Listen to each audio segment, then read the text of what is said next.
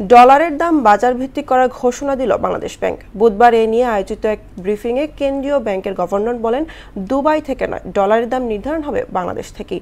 এর ফলে জুনে আইএমএফ সহ দাতা সংস্থাগুলো থেকে $3.5 বিলিয়ন ঋণের কিস্তি পাওয়া যাবে বলে জানান তারা। রেজা খানের রিপোর্ট।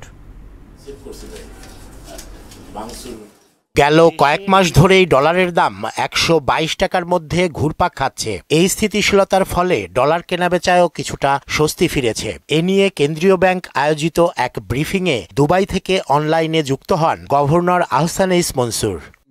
সেগুলোকে রিলিজ করে দিবে। মূল্যস্ফীতি নিয়ন্ত্রণ, রেমিটেন্স, রিজার্ভ ও রপ্তানি বৃদ্ধি সহ সামগ্রিক সূচক উন্নতির ফলে অর্থনীতি স্থিতিশীল রয়েছে বলে দাবি করেন তিনি। আমাকে ম্যাক্রো ইকোনমিক স্টেবিলিটি রাখতে হবে, ব্যালেন্স অফ পেমেন্টকে একটা পর্যায়ে রাখতে হবে যেটা সাস্টেইনেবল, ফাঞ্জিবল। তৃতীয়ত হচ্ছে আমার এক্সপোর্টের গ্রোথ থাকতে হবে, আমার রেমিটেন্সের গ্রোথ থাকতে হবে এবং আমার ইম্পোর্ট বাড়বে, কিন্তু সংযতভাবে। গত 7 মাস 8 মাসে আমরা কি দেখলাম? এটা সম্ভব।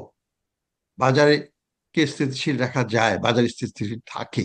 ডলারের দামে কালো হাতের কারসাজি হলে সে হাত পুড়ে যাবে মন্তব্য করে এ নিয়ে উস্কানিমূলক সংবাদ পরিবেশন থেকে বিরত থাকতে গণমাধ্যমের প্রতিও আহ্বান জানান আহসান মনসুর। বাংলাদেশের এক্সচেঞ্জের বাংলাদেশে মাটিতে ঠিক হবে, আমাদের ইন্টারব্যাংক মার্কেটেই এক্সচেঞ্জের ডিটারমিনেশন হবে, দুবাইতে নয়। যারা এখানে সিন্ডিকেশন করতে চাইবে তাদের প্রতি সাবধান বাণী দিব, করতে আসবেন না, এখানে হাত দিলে হাত পুড়বে।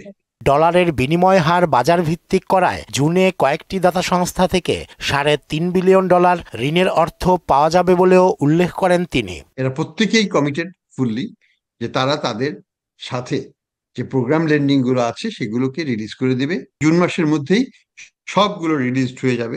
এ সময় সরকার দুর্বল ব্যাংকগুলোর আমানতকারীদের পাশে আছে বলেও আশ্বাস দেন বাংলাদেশ ব্যাংক গভর্নর। ডিপোজিটরে কোনো ভয়ের কোনো কারণ নাই, বাংলাদেশ ব্যাংক তাদের সাথে আছে। রেজা খান, মোহনা সংবাদ, ঢাকা।